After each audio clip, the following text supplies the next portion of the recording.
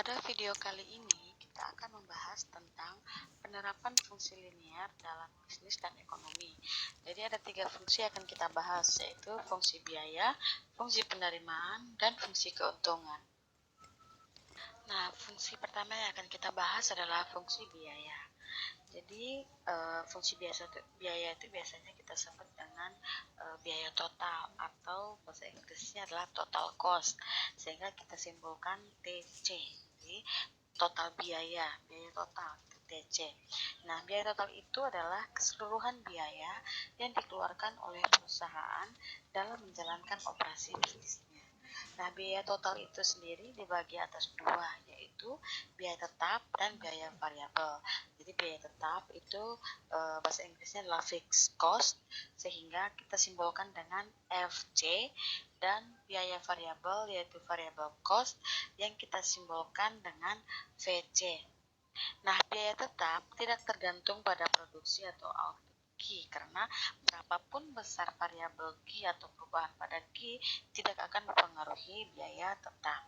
Sedangkan biaya variabel itu tergantung pada produksi atau output, sehingga variable cost itu atau FC atau VC ya, itu kita bisa simpulkan VC sama dengan fungsi dari Q. Kenapa? Karena biaya variabel itu tergantung dari besarnya produksi atau output. Jadi biaya total atau total cost itu sama dengan FC tambah VC atau fixed cost tambah variable cost, dimana FC itu kita sebut dengan konstanta. Kenapa? Karena tidak dipengaruhi oleh produksi atau output. Nah, contohnya TC sama dengan 150 tambah 500K, berarti yang variable cost-nya itu adalah 500K, karena besarnya variable cost tergantung dari produksi output yang K, dan fixed cost itu sebesar 150 karena fixed cost itu adalah konstanta. Nah, kalau fixed cost itu misalnya biaya telepon, biaya listrik, biaya air. Sedangkan kalau biaya variabel itu biaya bahan baku, biaya gaji pegawai, yang berdasarkan produksi. Jadi misalnya untuk menggoreng pisang, kalau kita buat pengusaha pisang goreng ya, maka yang menjadi biaya variabelnya ya seperti pisang, terus kemudian minyak goreng gitu. Tapi kalau andaikan biaya tetapnya ya misalnya listrik atau mungkin biaya air, jadi berapa banyak pun air yang digunakan untuk membuat adonan tetap bayarnya sama gitu. Mau kue pisangnya sedikit atau kue pisangnya banyak, maka penggunaan airnya juga baik sedikit maupun banyak, waktu mau campur ke adonan kue pisang itu tetap saja biaya airnya itu tidak berubah. Untuk contoh soalnya, di sini perusahaan Karan memiliki biaya tetap setiap bulannya sebesar 20.000, sedangkan biaya variabelnya Rp100 per unit. Nah, kita akan menentukan fungsi biayanya, terus kemudian kita akan menentukan berapa besarnya biaya tetap dan biaya variabel jika produksinya sebanyak 500 unit, dan bagaimana kita menggambarkan kurvanya. Nah, seperti yang kita ketahui,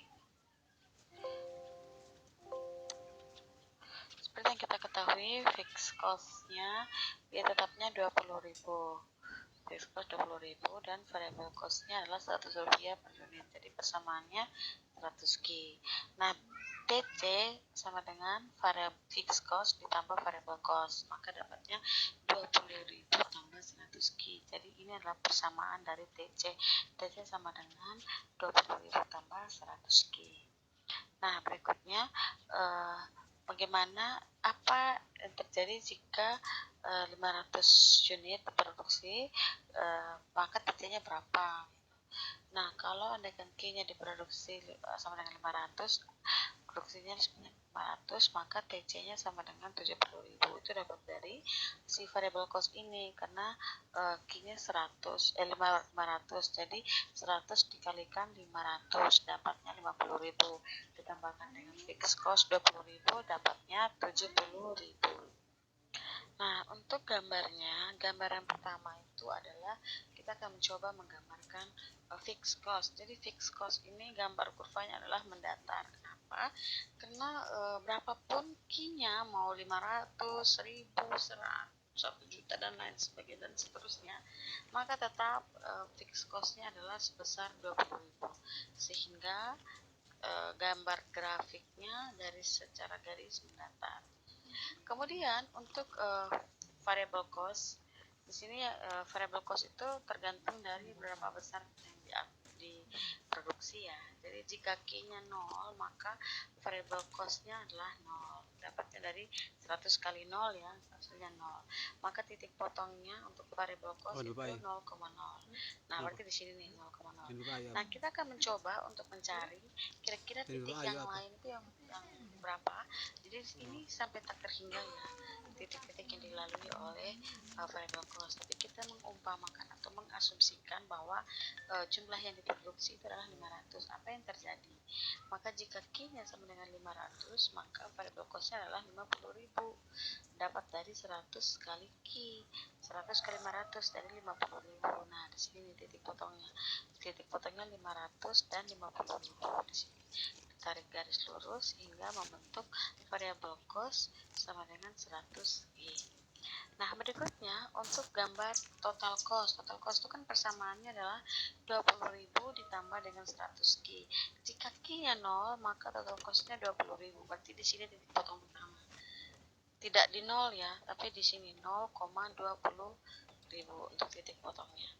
Nah, jika TC-nya adalah 500, ya, jadi sekali lagi jumlah produksi yang dilalui oleh kurva ini tak terhingga.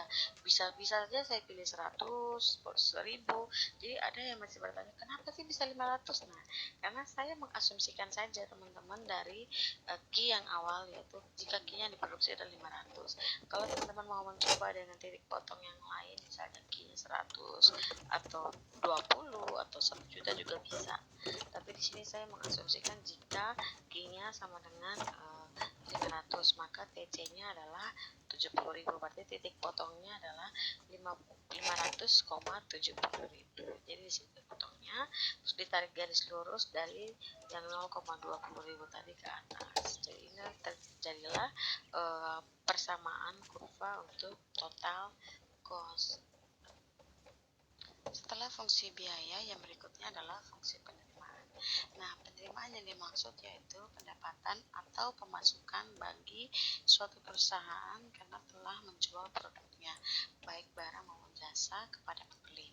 Nah, penerimaan ini kita simbolkan dengan TR atau total revenue.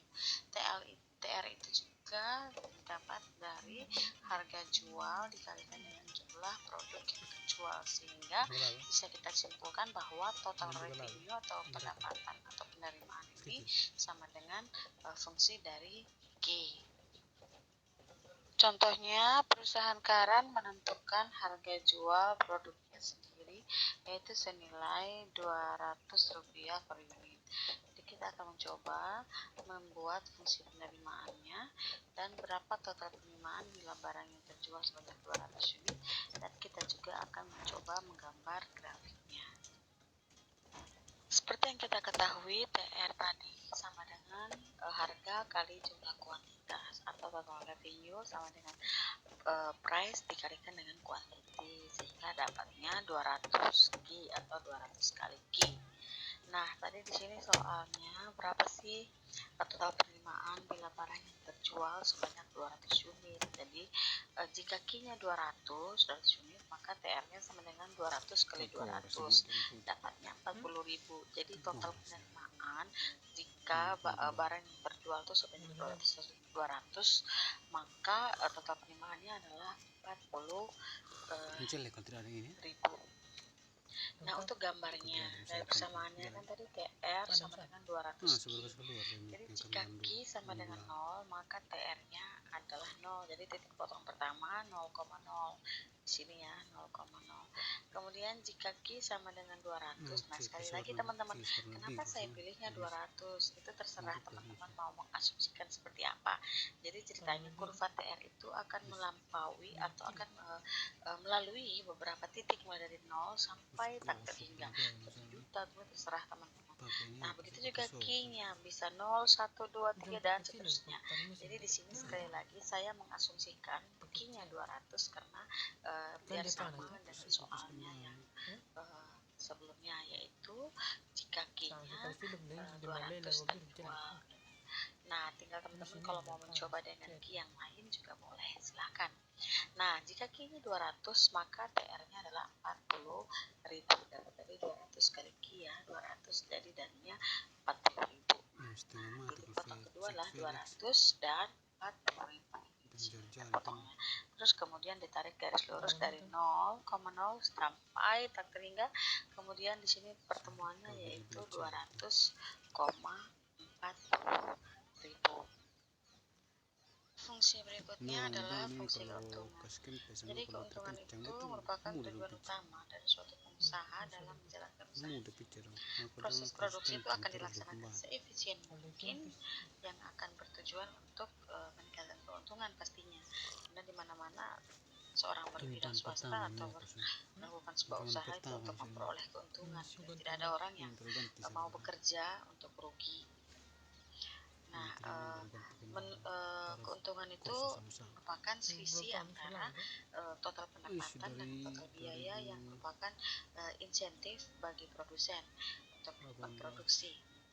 Nah, keuntungan inilah yang dapat mengarahkan produsen untuk mengalokasikan sumber daya ke proses produksi tertentu.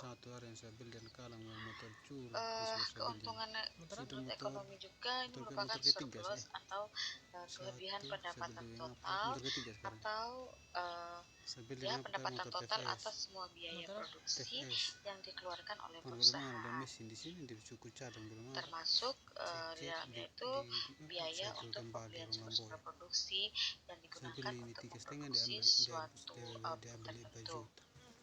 Nah, yang juga termasuk dalamnya itu adalah biaya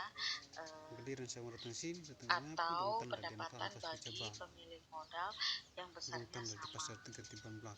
Jadi keuntungan total itu merupakan penerimaan total dikurangi dengan biaya total. Keuntungan total itu akan mencapai maksimum apabila selisih positif antara total revenue dan total cost itu mencapai angka terbesar.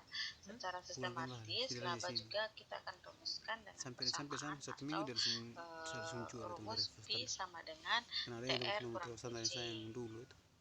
Jadi kalau TR-nya itu nanti lebih besar dari TC, maka dianggap bahwa bisa dimungkinkan bahwa produsen itu akan mengalami keuntungan atau laba. Nah, kalau pendapatan yang diterima itu sama dengan besarnya biaya yang dikeluarkan, maka produsen akan mencapai titik impasse atau di mana tidak mengalami keuntungan dan juga tidak mengalami kerugian, atau dalam bahasa ekonominya itu sering disebut dengan BEP atau break even point. Nah, jika TR atau total revenue, pendapatan yang diterima lebih kecil dari berapa besar yang dikeluarkan, maka otomatis produsen tersebut akan mengalami kerugian. Contohnya, perusahaan Karan memiliki fungsi biaya yaitu TC sama dengan 20.000 tambah 100 Q, sedangkan fungsi penerimaannya TR sama dengan 200 Q. Maka kita akan mencoba untuk mencari fungsi dari keuntungan, terus berapa jumlah yang dijual jika perusahaan pada dalam kondisi break even point, apa yang terjadi jika perusahaan menjual produknya sebanyak 300 unit, dan kemudian kita akan mencoba juga untuk menggambarkan grafiknya. Untuk jawaban pertama dari pertanyaan, apa fungsi keuntungannya? Fungsi keuntungan yang kita ketahui itu sama dengan TR kurang TC. Persamaan TR tadi adalah 200 Q, sedangkan persamaan TC adalah 20.000 tambah 100 Q. Minus dikalikan positif dapatnya minus, minus dikali positif dapatnya minus, sehingga persamaan keuntungan adalah Pi sama dengan atau keuntungan sama dengan 200Q kurang 20.000 Q, kurang 20.000 kurang 100Q. 200 kurang 100 dapat 100Q kurang 20Q. Jadi persamaan keuntungan adalah 100Q kurang 20.000 atau minus 20.000 tambah 100Q. Nah, untuk pertanyaan kedua, jumlah yang terjual jika perusahaan berada dalam kondisi seimbang break even point, atau di mana perusahaan sekarang ini tidak mengalami untung atau laba dan tidak mengalami rugi juga. Nah, seperti kita ketahui sendiri, break even point itu terjadi jika jumlah yang diterima atau yang didapatkan oleh pengusaha atau perusahaan sama dengan besarnya biaya yang dikeluarkan, atau TR sama dengan TC. Nah, persamaan TR tadi 200Q dan persamaan TC adalah 20.000 tambah 100Q. Jadi ini nanti pindah ruas, yang Q kita pindahkan ke sisi sebelah kiri sehingga menjadi 200Q kurang 100Q sama dengan 20.000. Dapatnya 100Q sama dengan 20.000, sehingga Q sama dengan 20.000 dibagi 100 dan dapatnya 200. Jadi kalau pertanyaannya adalah berapa sih jumlah yang terjual jika perusahaan dalam kondisi break even point, maka yang terjual adalah sebanyak 200. Untuk pertanyaan berikutnya, apa yang terjadi jika perusahaan menjual produknya sebanyak 300 unit?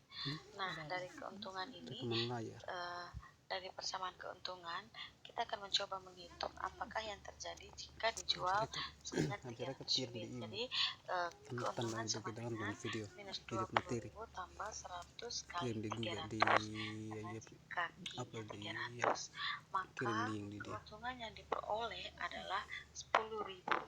Jadi, kalau perusahaan menjual 300.000, maka keuntungan yang diperoleh adalah 10.000. Nah, untuk gambarnya sendiri, teman-teman, kita sudah coba gambar untuk TC dan TR pada persentase sebelumnya, slide sebelumnya. Seperti ini untuk persamaan TR, dan ini untuk persamaan TC-nya. Nah, kalau digabungkan menjadi satu, teman-teman, hasilnya akan jadi seperti ini.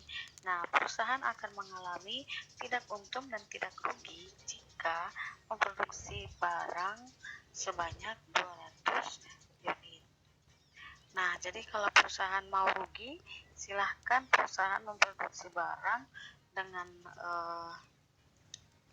jumlah lebih sedikit dari 200. Jadi kalau ada kan perusahaan sebanyak 199 unit, maka perusahaan akan mengalami kerugian karena ini adalah area rugi dan ini adalah area keuntungannya.